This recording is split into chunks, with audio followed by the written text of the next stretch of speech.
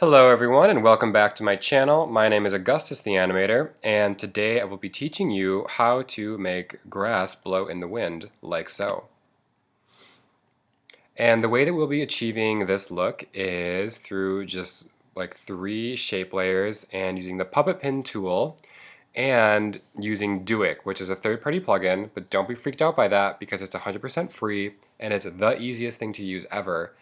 And I would never recommend using the puppet pin tool without it. It makes a puppet pin tool like what it should be. So go get it right now. It's free. Donate if you want to. I did because it's completely worth it, and those guys deserve some money thrown their way because they have done a great service for our community. All right, let's get to it. All right, so I'm going to start by making a new composition. We'll just do standard 1920 by 1080. We'll do 30 frames per second because math is easier with 30 instead of 24. Grass, cool. Okay, so I am just going to start by doing a shape layer. And we will turn stroke off. And the reason I'm doing a shape layer is because I want it to be tapered at the end. I could just do like a line if this was Illustrator or something and had like the tools to do like a tapered line at the end, but this is not. It's After Effects. So we're doing it all in After Effects. And actually, oh yeah, let's see. I'm going to change the color of the layer to orange so I can see it better. Actually, maybe turn off the gridded background. Just make a blade of grass. Look at that. That's one blade of grass. Okay. So, and this is like pretty big for a blade of grass, but it's always better when you use the puppet pin tool to go bigger rather than smaller. You can't like resize or do anything without like a third-party plugin after you puppet pin something like with size, because it's just going to break and it'll break your heart as well as the image. So let's click on this. Click the little puppet pin tool right here, or it's under effects probably somewhere too. And then I'm going to start at the base. I'm going to make this super fluid, so I'm going to do maybe a total of 4 here and 1 at the end, so that's a total of 5, I guess. For like something simpler, you could definitely do 3, but I'm going to try to make this very fluid, and so I'm doing a nice lush amount of 5. Okay, and then, let's see, I should name this because that's what you're supposed to do, grass blade. And then I'm going to go down into Effects, into Puppet, into Mesh, into Deform. Wow, that was fun. And then I'm going to rename all of the pins, because when you run the DUIK program, you will want them to all have different names rather than puppet pin 1 through 1,000,000, because that gets confusing. So I'm just going to do grass blade 1, 2, copy that, 3, oops, 4, and 5. Great, cool. And so I'm going to select all of these. And I don't know if order matters, but whatever. I'll do 1 through 5, do window, go down here to DUIK. And DUIK has so many functions, but we're just going to cover one because it's literally the easiest thing ever. So it's open. I have my puppet pins on my grass selected. I'm going to hit bones, and we're done. That's literally how easy DUIK is. It's a dream and it's free, but I donated it because it's just magical. So now we have the bones are more visible. We have all these little solids right here. They're just solid shape layers, basically. And what this allows us to do, this is the way that the puppet pin tool should be. It allows us to parent these to one another, which you cannot do with just the pins, because that's like all within an effect. And these are each their own layer. So if I want this to blow like from the stem up, like for like a wave to go through it with wind, I can do that much easier by parenting these in order. So like parenting the top one to this one, and then this guy to this guy, and so forth all the way down. So, and another way to think of it would be like if this was an arm, like you would, like you have your shoulder and your elbow and your wrist, like you're going to parent your wrist to your elbow and then your elbow to your wrist, because it just makes sense to do it that way. To really quickly be annoying and show you, because otherwise, like this just doesn't make sense in terms of like an object. Like if the base moves, this is going to move too. So can I just redo all that? No, I can't. But DUIK is the best thing ever. I would never use the puppet pin tool without it. Now that I have it, I just never. Okay, so I am just going to go into these. I probably just have to do the first 4. Hit R to bring down rotation. Just make some keyframes. I'll go forward 10 or so. Bend all of these a little, maybe like that much. And then go forward perhaps 20. Let's see, make this a little bigger. Copy these keyframes, paste these keyframes, and that doesn't work, does it? I think there's a way to do that, like paste multiple keyframes, but I don't know the secret. So I'm just going to copy them individually, paste them individually, and then go forward a little bit so that it's going to blow and then come back. And then I want it to blow me perhaps like a little farther, like a little deeper. So I'm just going to select all of them again, do this, and we're going to alter this so it's not going to look so weird. Do that, and then once again, copy the original starting place keyframes and paste those to get it back to its original position, or yeah, original position. Okay, I'm going to grab all these, hit F9 to ease everything and make it look nice. And so now what we have is, because you know wind isn't completely constant, so if this is going to be looping, which it is, we don't want it to just do like to blow and come back and blow and come back and just look really regular. So just having a second degree of like wind blowing is going to make it look a little like a lot more realistic. Okay, so we have that. I am going to loop all of these by alt-clicking on the stopwatch, clicking on this little arrow for expressions, going to property, going to loop out duration. It's the bottom one. I just look for the bottom one. This is loop out. I'm just going to copy that for sake of speed. Alt-click, paste. Alt-click, paste. And again. Great. Okay. Because, you know, wind goes for like a while. That's why we're looping it. Okay, so to make this look more like a wave of wind that's going through it, we just have to like shift these guys over, maybe like a few frames each. And this one doesn't need to change because it's actually not controlling much, like this part is controlling this. So he can be left there. I'm going to start my composition here. Just do that. So now it looks more like a wave is going through it, I think. Hopefully you guys think that too. What I will do is maybe bend it a little bit more here by going to this, well, maybe I'll leave that one. Going to this keyframe, bending it a little bit more. Maybe even bend this top one more dramatically as well. And this gets pretty wavy. Let me quickly select these, hide them, so we can just kind of see it. So that's definitely pretty wavy. The slower you go, or the slower of a speed that it goes, like the wavier it gets, it almost starts to look like seaweed, like underwater. Just super wavy. And this would have to be like a pretty tall blade of grass to have that much like bend to it. So you can adjust that to your liking. I might have this guy chill. Ooh, perhaps not. Maybe this guy a little less, just so it looks a little more stiff. Yeah. Okay. So we have one blade of grass. Cool. Now, so what we're going to do with this is just do like large groups of it. So I've definitely made a whole field of grass with just like animating one, and then creating a bunch of duplicates and then messing with like the scale and the timing of it to have it look like a breeze is blowing through it. You could definitely create another one, and even if you just repeat the process and it's not going to be exactly the same, that variation is going to give you sort of that more realistic look of having it be windy grass, guys.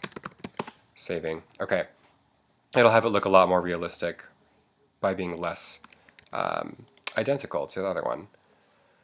Okay, so what I am going to do is duplicate this grass 2, wonderfully named. I am going to change the color to just something kind of close to it.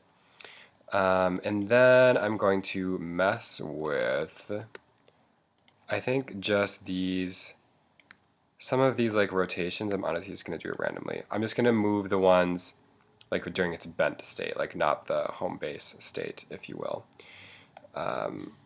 Just alter these a little,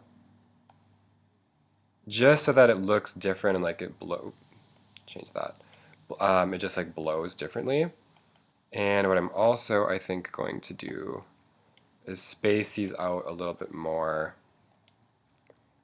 Unselect that guy. So that when it loops, it's going to have different timing and it's not going to look like it's on the exact same cycle as the other one.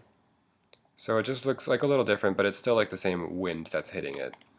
I'm going to duplicate him again. Actually, no, I'm not. Yes, I do. I'm going to duplicate the original one again. Click on him. Perhaps make this guy a touch darker. Maybe make him a little bluer. By a little, okay. And then I'm going to make this one a bit faster. So I'm going to select all these keyframes. Hit Alt, click the farthest one to the right, and then drag them to just squish them in. You like scale them down. It's a great tool, a great trick, secret trick. And then let's see, maybe make these guys, maybe make him a little more, curl that, maybe make him a little less, and then this guy a little less too. Yes, and then kind of do something similar with these keyframes. And one thing you'll notice if you if you scale down your keyframes like I just showed you with the Alt key, they will sometimes rest in between a frame, which can be problematic. And you just have to shift it over and it's just going to adjust it slightly. And then you won't then be going in between frames because that can just like mess with things. I'll dip him a little more. So we're going to have to move him in order to adjust that, like with this method. Okay. Oops. Great. So now we have 3, and they're all just like slightly different. And so one thing I should do, well, let's see. So normally, because this scene is so big and this grass blade is so small, I would trim my comp to fit it so that the composition size isn't so huge and it's just much easier to work with in a good workflow. Composition crop comp to region of interest. If I do that, this now no longer animates because the position of the puppet pins is all messed up because they're like, the position of everything has changed because the size of my composition changed. So let's see, what are these even positions at? So that is like different than it was before when I had the different comp size. So if I do Command Z, that's now different, and that just like messes with everything in a really bad way, and it's one of the inherent flaws with the puppet pin. There are ways around that. I think Mount Mograph's Motion V2 has a way to fix that, which I actually just purchased for work today, which is super exciting. So I'm excited to use that. But if you don't have that plugin, it's a problem. So you have to like really use a lot of forethought with the puppet pin tool. It's just one of its downfalls. But anyways, we can work around it. So what I'm going to do is, what am I going to do? I'm just going to do a new composition and do grassy field, spelled I think correctly, yeah. Throw all of these in here. Do this, oops, move them so I can at least just see them. Great.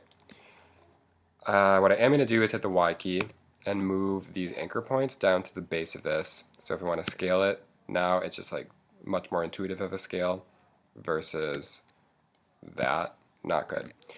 So I'll move this to here. Is that even this one? No, it's not. And then move this. And again, I hit the Y key to make this anchor point movable. Okay, great. Hit V to go back to my regular cursor. So scale this one. Oops, I'll scale this one up a little, perhaps. Scale this one down. To get some variation, I'm going to duplicate. Actually, I'm going to shift the timing a little so they start at different times. Where are you? And change the order of this too, so I can just look at it and have it make more sense in my brain. Okay, let me quickly zoom into this timeline. That's a bit more of a space than I want. I'm going to do that, click all of them, duplicate them, move the cursor to where I can actually see all of them, shift them all, but then also just change their position, change their scale a little. Let's get a little bit of variation in here, you know what I'm saying? Make him bigger, put him left, and then since I'm putting him to the left and my wind in my head is blowing from left to right, I'm going to make him start sooner. I'll explain that a little bit more in a second. And then let's just look at it and see what we have. So yeah, look at it. It's like grass, you know? Nice, windy, long grass. Okay.